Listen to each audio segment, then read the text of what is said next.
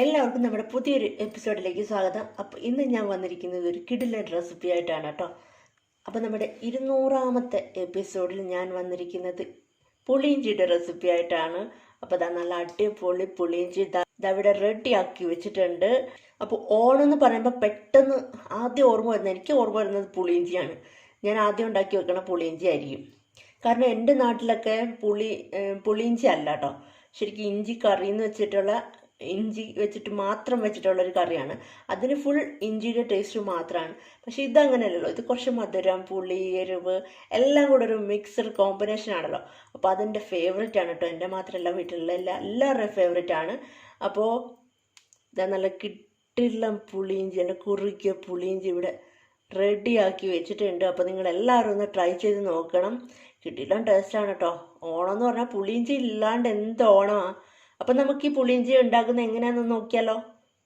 അപ്പോൾ എൻ്റെ ചാനലിലേക്ക് ആദ്യമായിട്ട് ആരെങ്കിലും വന്നിട്ടുണ്ടെങ്കിൽ വീഡിയോ കണ്ടിട്ട് ഇഷ്ടപ്പെടുകയാണെങ്കിൽ സബ്സ്ക്രൈബ് ചെയ്യാൻ മറക്കരുത്. അതിൻ്റെ തൊട്ടടുത്തൊരു കുഞ്ഞ് ബെല്ലൈക്കൺ ഉണ്ട്, അതും കൂടി ഒന്ന് എനേബിൾ ചെയ്ത് വെക്കണം കേട്ടോ. എങ്കിലേ ഞാൻ ഇടുന്ന വീഡിയോസിൻ്റെ നോട്ടിഫിക്കേഷൻ നിങ്ങൾക്ക് കിട്ടൂ. അപ്പോൾ ഓണത്തിന് എല്ലാവരും മറക്കാണ്ട് ഇങ്ങനെ ഒന്ന് ട്രൈ ചെയ്ത് നോക്കണം കേട്ടോ. അപ്പോൾ നമ്മുടെ ഓണം സ്പെഷ്യൽ പുളിയിഞ്ചി ഉണ്ടാക്കാൻ വേണ്ടിയിട്ട് ഞാനിപ്പോൾ ഇഞ്ചി ഇവിടെ കുഞ്ഞായിട്ട് അരിഞ്ഞെടുത്തിട്ടുണ്ട്. അപ്പോൾ കുഞ്ഞ് എല്ലാം ഒരേ പീസായിട്ട് അരിഞ്ഞെടുക്കാൻ ശ്രദ്ധിക്കണം കേട്ടോ. അപ്പോൾ കൈകൊണ്ട് അരിഞ്ഞില്ലെങ്കിൽ വേണ്ട ഗ്രേറ്റ് ചെയ്തെടുത്താൽ മതി. ഞാനിപ്പോൾ ഗ്രേറ്റ് ചെയ്താണ് എടുത്തിരിക്കുന്നത്. കാരണം എല്ലാ പീസും ഒരേ അളവിൽ തന്നെ കിട്ടണം. അല്ലെങ്കിൽ നമ്മൾ ഫ്രൈ ചെയ്യുമ്പോൾ അതിൻ്റെ വേവ് വ്യത്യാസമായി പോവും, ചെറുതൊക്കെ പെട്ടെന്ന് കരിഞ്ഞു പോവും. അപ്പോൾ അത് അരിഞ്ഞെടുക്കുമ്പോൾ ഒന്ന് ശ്രദ്ധിക്കണം കേട്ടോ. അപ്പോൾ ഇനി ഇതിനകത്തിലേക്ക് ഞാനൊരു 1 ടേബിൾ സ്പൂണോളം ഉപ്പ് ചേർത്തിട്ടുണ്ട്. ഉപ്പ് ചേർത്ത് നമുക്കതിലേക്ക് വെള്ളം ഒഴിച്ചു, സാധാരണ പച്ചവെള്ളം കേട്ടോ, പച്ചവെള്ളം ഒഴിച്ച് കുറച്ച് നേരം സോക്ക് ചെയ്ത് ഒരു 10 മിനിറ്റ്സ് സോക്ക് ചെയ്ത് വെച്ചേക്കാം. അത് കഴിഞ്ഞിട്ട് നമുക്ക് ഡ്രെയിൻ ചെയ്തെടുക്കാം. അതൊന്ന് മിക്സ് ആക്കി വയ്ക്കാം. നമ്മുടെ ഇഞ്ചി നന്നായിട്ട് ഞാൻ കഴുകി വാലാൻ വേണ്ടിയിട്ട് വെച്ചിട്ടുണ്ട് കേട്ടോ. അപ്പോൾ കഴുകുമ്പോൾ നന്നായിട്ട് ആദ്യം നമ്മൾ ഉപ്പിട്ട വെള്ളമല്ലേ, അത് കഴുകി കളഞ്ഞിട്ട് വേറെ 1-2 വെള്ളത്തിൽ കൂടെ നന്നായിട്ട് കഴുകിയെടുക്കണം. അപ്പോൾ ഇനി ഇതൊന്ന് നമുക്കൊന്ന് വാലാൻ വേണ്ടിയിട്ട് മാറ്റി വയ്ക്കാം. ആ ടൈമിൽ നമുക്ക് ബാക്കി പരിപാടികളൊക്കെ ചെയ്യാം. അപ്പോൾ ഇതാ നമ്മുടെ ഇഞ്ചിയുടെ വാലാൻ വേണ്ടി വെച്ചിട്ടുണ്ട്. അപ്പോൾ ആ ടൈമിൽ നമുക്ക് പുളി സോക്ക് ചെയ്തെടുക്കാം. അപ്പോൾ അത്യാവശ്യം വലുപ്പമുള്ള ഒരു ഉണ്ട ആക്കി ഞാൻ എടുത്തിട്ടുണ്ട്. അപ്പോൾ നിങ്ങൾ എടുക്കുമ്പോൾ ഒരു എന്താ പറയുക, ഒരു നെല്ലിക്ക വലുപ്പത്തിൽ 2-3 നെല്ലിക്ക വലുപ്പത്തിൽ എടുത്താൽ മതി. ഇനി പുളി ഒത്തിരിയുള്ള പുളി ആണെങ്കിൽ അപ്പോൾ അതിനനുസരിച്ചിട്ട് എടുക്കണം കേട്ടോ. ഇതിപ്പോൾ കണ്ടില്ലേ, എൻ്റെ കയ്യിലിരിക്കണ ആ ഒരു കയ്യിൽ കൊള്ളുന്ന അത്ര പരുവത്തിന് എടുത്തിട്ടുണ്ട്. ഒരു വലിയ 3 നെല്ലിക്ക പരുവത്തിന് എടുത്താൽ മതി കേട്ടോ പുളി. അപ്പോൾ പുളി കൂടുതലാണോ കുറവാണോ എന്നൊക്കെ ഒന്ന് ശ്രദ്ധിച്ചോണം. ഇനി നമുക്ക് കുറച്ച് ചൂടുവെള്ളം ഒഴിച്ചിട്ട് സോക്ക് ചെയ്തെടുക്കാം. അപ്പോൾ നമ്മുടെ പുളിയുടെ എല്ലാം അങ്ങോട്ട് നന്നായിട്ട് കുതിർന്ന് കിട്ടുമല്ലോ. അപ്പോൾ ഇനി ഇതും നമുക്ക് അങ്ങോട്ട് മാറ്റി വയ്ക്കാം. അപ്പോൾ നന്നായിട്ട് കുതിർന്ന് വരട്ടെ. അപ്പോൾ അടുത്തതായിട്ട് ഞാൻ എടുത്തിരിക്കുന്നത് ശർക്കരയാണ്. ശർക്കര അത്യാവശ്യം ആ ഒരു പുളീൻ്റെ അളവിനനുസരിച്ചിട്ട് തന്നെ എടുത്തിട്ടുണ്ട് കേട്ടോ. മധുരം നിങ്ങൾക്ക് കൂടുതൽ ഇഷ്ടമാണെങ്കിൽ കൂടുതൽ ചേർക്കാം, അഥവാ ഇഷ്ടം കുറവാണെങ്കിൽ കുറച്ചെടുക്കാം. അപ്പോൾ ഞാൻ ഇവിടുത്തെ ഒരു പാകത്തിനനുസരിച്ച് പുളി എടുത്ത അതേ അളവിൽ തന്നെ ശർക്കര എടുത്തിട്ടുണ്ട്. വേണമെങ്കിൽ നിങ്ങൾക്ക് കുറയ്ക്കാം, കൂട്ടാം, അതൊക്കെ നിങ്ങളുടെ ആ ഒരു ടേസ്റ്റിനനുസരിച്ചിട്ട്. ചിലർക്ക് മധുരം തീരെ ഇഷ്ടമല്ല, അപ്പോൾ ചില ആൾക്കാർക്കാണെങ്കിൽ ഒരുപാട് ഇഷ്ടമാണ്. അപ്പോൾ അങ്ങനെയുള്ളവർ ആ മധുരം നോക്കിയെടുക്കണം കേട്ടോ. അപ്പോൾ ഇതൊന്ന് സോക്ക് ചെയ്ത് വയ്ക്കാം. കാരണം ഇതിനകത്തിൽ ഒരുപാട് മണ്ണും പൊടിയൊക്കെ കാണുമല്ലോ, അല്ലാണ്ട് ഇടാം കേട്ടോ. പക്ഷേ ഇതിനകത്ത് കുറച്ച് മണ്ണും പൊടിയൊക്കെ കാണും. അപ്പോൾ അതൊക്കെ പോയി കിട്ടാൻ വേണ്ടിയിട്ട് നമുക്ക് സോക്ക് ചെയ്ത് അതൊന്ന് അരിച്ചെടുത്ത് ഒഴിക്കുന്നതായിരിക്കും എന്തുകൊണ്ട് നല്ലത്. ഇത് അങ്ങോട്ട് മാറ്റി വയ്ക്കാം. അപ്പോൾ ഇനി നമുക്ക് നമ്മളുടെ ഇഞ്ചി ഫ്രൈ ചെയ്തെടുക്കാം. അതിനായിട്ട് ഞാനിപ്പോൾ വെളിച്ചെണ്ണയാണ് കേട്ടോ എടുത്തിരിക്കുന്നത്. ആവശ്യത്തിന് വെളിച്ചെണ്ണ എടുക്കുക. എണ്ണ ഇതാ നന്നായിട്ട് ചൂടായി വരണുണ്ട്. അപ്പോൾ നമ്മളുടെ ഇഞ്ചി ഇതാ നന്നായിട്ട് ഡ്രൈ ആയിട്ടുണ്ട്, നന്നായിട്ട് പിഴിഞ്ഞെടുത്തിട്ടുണ്ട് കേട്ടോ. അപ്പോൾ അതങ്ങോട്ട് ചേർത്ത് കൊടുക്കുക.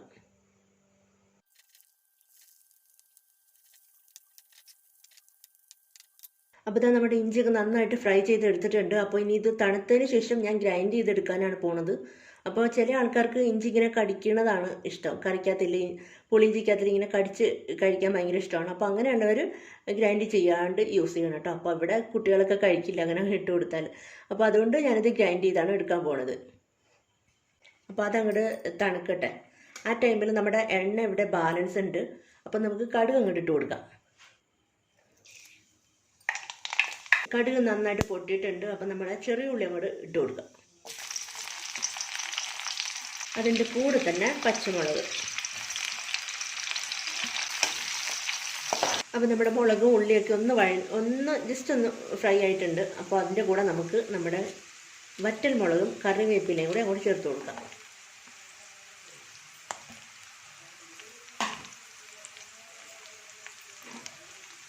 കറിവേപ്പില ചേർക്കുമ്പോൾ എപ്പോഴും കടുക് നന്നായിട്ട് പൊട്ടിയതിന് ശേഷം മാത്രമേ ചേർത്ത് കൊടുക്കാവുള്ളൂ കേട്ടോ, അല്ലെങ്കിൽ അതിൻ്റെ ആ പച്ച കളറങ്ങ് പോകും. നമ്മൾ പുളി സോക്ക് ചെയ്ത് വെച്ചിരുന്നില്ല, അപ്പോൾ അത് നന്നായിട്ട് പിഴിഞ്ഞെടുത്ത് പുളി വെള്ളം ഇനി നമുക്ക് അങ്ങോട്ട് ചേർത്ത് കൊടുക്കാം.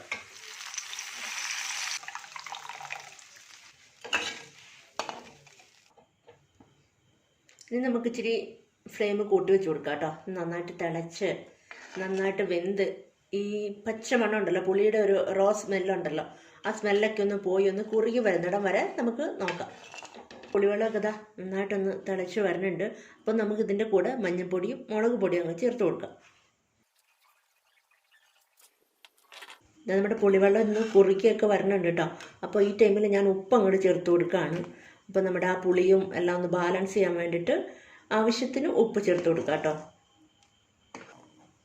നന്നായിട്ട് വെന്ത് കുറുകി വന്നിട്ടുണ്ട് കേട്ടോ, പച്ചമണമൊക്കെ മാറിയിട്ടുണ്ട്. അപ്പോൾ ഈ ടൈമിൽ നമുക്ക് നമ്മളുടെ ഇഞ്ചി ഗ്രൈൻഡ് ചെയ്തത് അങ്ങോട്ട് ചേർത്ത് കൊടുക്കാം. അത് ഗ്രൈൻഡ് ചെയ്തില്ലെങ്കിൽ ഗ്രൈൻഡ് ചെയ്യാതെ എടുത്തത് അങ്ങോട്ട് ചേർത്ത് കൊടുക്കാം കേട്ടോ.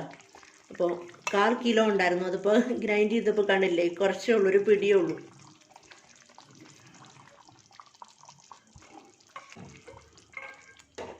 മിക്സ് ചെയ്ത് കൊടുക്കാം. ഇനി അതിലേക്ക് എടുത്തു വെച്ചിരുന്ന ശർക്കര പാനി അതും കൂടി അങ്ങ് ചേർത്ത് കൊടുക്കാം കേട്ടോ.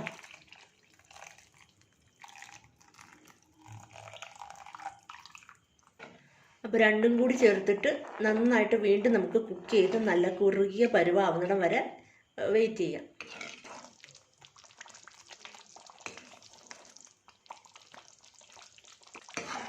നമ്മുടെ ഇഞ്ചിപ്പുളി ഇങ്ങനെ റെഡിയായി വന്നിട്ടുണ്ട് കേട്ടോ. അപ്പോൾ എണ്ണയൊക്കെ തെളിഞ്ഞ് നല്ല അടിപൊളി കളറിലിരിപ്പുണ്ട്. അപ്പോൾ ഇത് ഇരിക്കും തോറും ഇനിയും കുറുകും കേട്ടോ. അപ്പോൾ വളരെ ഈസി ആയിട്ട് നമുക്ക് ഉണ്ടാക്കാം. എല്ലാവരും ഒന്ന് ട്രൈ ചെയ്ത് നോക്കണം. അപ്പോൾ ഈ കടുക് വറുക്കുന്നതൊക്കെ പിന്നെ വറുത്താലും മതി കേട്ടോ. ഇതിപ്പോൾ ഒറ്റ ട്രിപ്പിൽ എല്ലാം തീരും. വളരെ ഈസി ആയിട്ട് നമുക്ക് ഉണ്ടാക്കിയെടുക്കാം. അപ്പോൾ എല്ലാവരും ട്രൈ ചെയ്ത് നോക്കുക ഈ ഓണത്തിന്. അപ്പോൾ അടുത്ത നല്ലൊരു റെസിപ്പി ആയിട്ട് വീണ്ടും കാണാം. Bye, thank U.